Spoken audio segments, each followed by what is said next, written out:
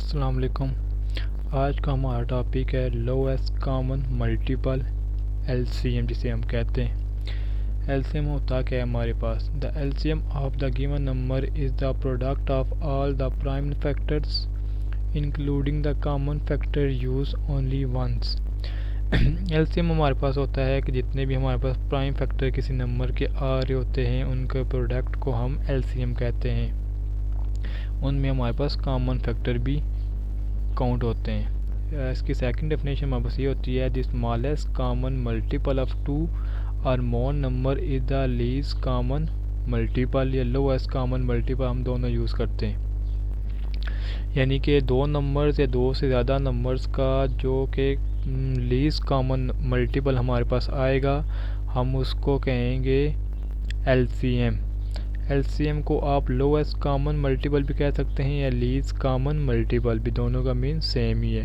हमें इसको सॉल्व करने के तीन तरीके हैं: common multiple, factorization, division method. और इस वीडियो में हम तीनों मेथड को देखेंगे। फर्स्ट हम देख लेते हैं कि कॉमन मल्टीपल से हम कैसे किसी का एलसीएम निकाल सकते हैं। तो यहाँ पे एग्जांपल 1 है हमारे पास, find the LCM of 3 and 4। अब 3 एंड 4 को हम फर्दर मोर कितना सॉल्व कर सकते हैं कि 3 1 ज़ा 3 होता है और 4 के लिए हम 2 मल्टीप्लाई 2। इनमें हमारे पास लीस्ट कॉमन कुछ बनता नहीं है, इसलिए हम कॉमन मल्टीपल से इसको सॉल्व करेंगे। हमारे पास 3 के मल्टीपल होते हैं 3 6 9 12 15 18 21 24 आगे सो ऑन चीज चलता रहता है, यानी कि 3 के टेबल में जितने भी आगे चलते रहें। ऐसे हमारे पास 4 का आता है 4 8 12 16 20 24। इसमें से हम एलसीएम कैसे निकालेंगे? वो भी सिर्फ कॉमन मल्टीपल से निकालेंगे, यानी कि 3 में भी 12 आ रहा है और 4 में भी 12 आ रहा है, दोनों में कॉमन है।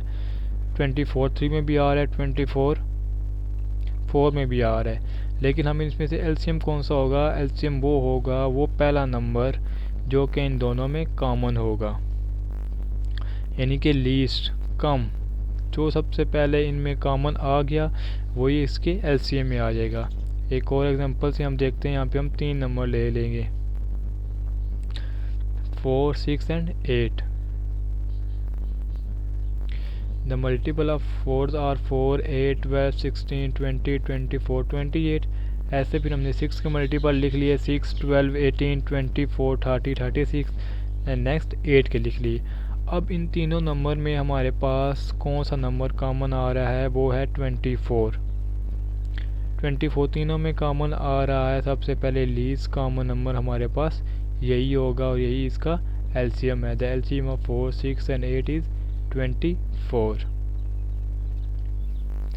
नेक्स्ट मेथड है हमारे पास फैक्टराइजेशन। कैसे करते हैं? फैक्टराइजेशन में भी दो तरीके से, तो एक शॉर्टकट मेथड होता है। सबसे पहले तो हमने इसके कॉमन प्राइम फैक्टर निकालने होते हैं। प्राइम फैक्टर निकालने का वही मेथड है जो हमने एचसीएफ में यूज़ किया था कि जिस नंबर का हमने प्राइम फैक्टर निकालने वो हमने उसका नंबर लिखा 12।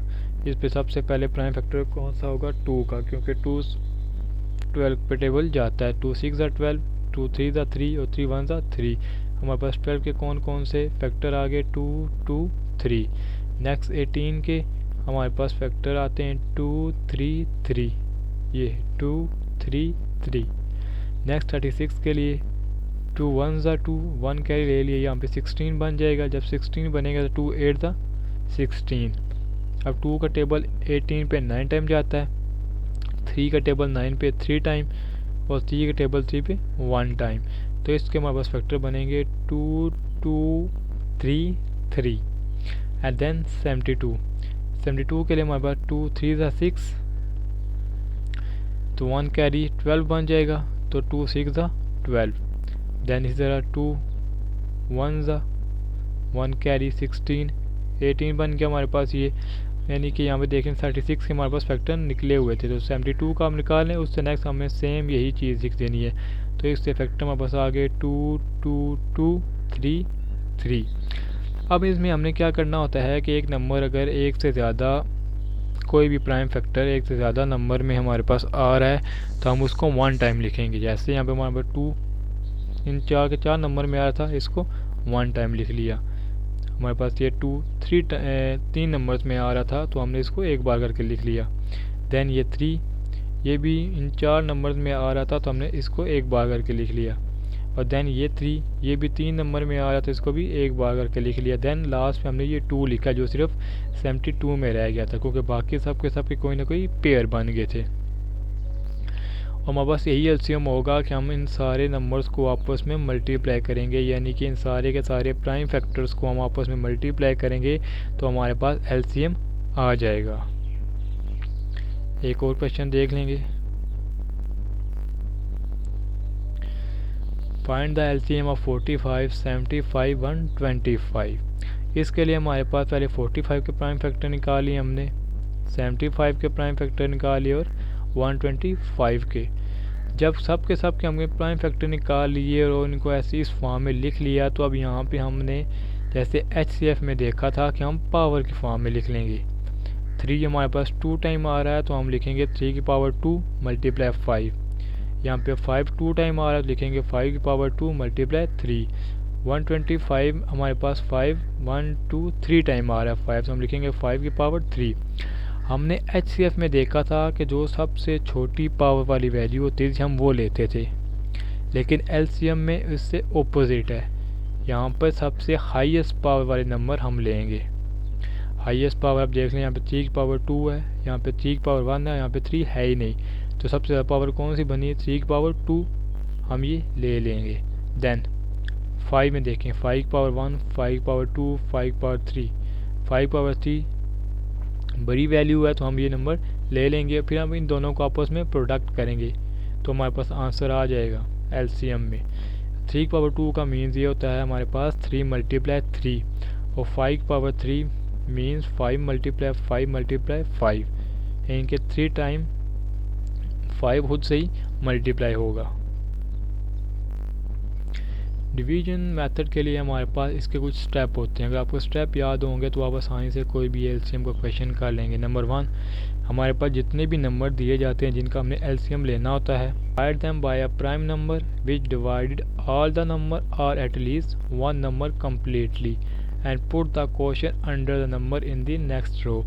यानी कि हमारे पास हमने उसको किसी एक प्राइम नंबर से डिवाइड करना शुरू करना है, यानी कि वो सब नंबर को डिवाइड करे ना करे लेकिन कम से कम एक नंबर को ज़रूर डिवाइड करे। जैसे यहाँ पर हमारा 42 है, 18 है, 12 है, 9 है, हमने 42 को 2 से डिवाइड कर सकते हैं तो आंसर क्या आएगा? 21। जो क्वेश्चन यानी कि आएगा हमने उसके नेक्स्ट रो में लिखना शुरू कर देना है। 18 9 टाइम, 12 6 से हम करेंगे तो 9 भी अब टेबल्स करेंगे जैसा 2 का, तो हम 9 को एज इट इज लिख लेंगे, इसमें कोई चेंज नहीं करेंगे।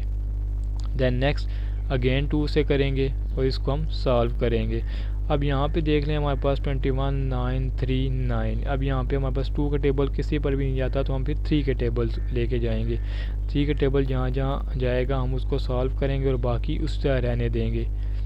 स्टेप 3 होता है हुई continue dividing until all the number of completely divide. हमने तब तक इनको डिवाइड करते रहना है जब तक सारे के सारे नंबर डिवाइड ना हो जाएं, यानी कि हम इसको लगातार डिवाइड करते रहेंगे जब तक लास्ट पे हमारे पास ये वाली फॉर्म ना आ जाए, इनके सब के आंसर में 1 1 1 ना आ जाए। जैसे यहाँ पे 3 के साथ हमने डिवाइड कर लिया तो लास्ट पे क्या रह गया? 7, तो अब हम फिर इसको 7 से करेंगे। Step 4 multiply all the prime factors, the product is the lowest common multiple of the given number. और स्टेप 4 हमारे पास वो ये होता है कि हम जितने भी हमारे पास ये प्राइम फैक्टर आए होंगे हम इनको मल्टीप्लाई कर लेंगे। जब मल्टीप्लाई करेंगे जो आंसर आएगा वो हमारे पास LCM होगा। स्टेप 1 हम इसको हॉरिजॉन्टल रो में लिखेंगे। स्टेप 2 हम इसको डिवाइड करना शुरू कर देंगे। एक नंबर से चाहे पूरे नंबर्स को डिवाइड करे ना करे लेकिन कम से कम किसी एक को डिवाइड कर रहा हो। स्टेप 3 हम तब तक डिवाइड करते रहेंगे जब तक हमारे पास लास्ट पे सारे के सब के आंसर ये 1 1 1 1 ना आ जाए। स्टेप 4 हमारे पास जितने भी प्राइम फैक्टर आए हुए होंगे हम उनको आपस में प्रोडक्ट करेंगे तो हमारे पास LCM आ जाएगा।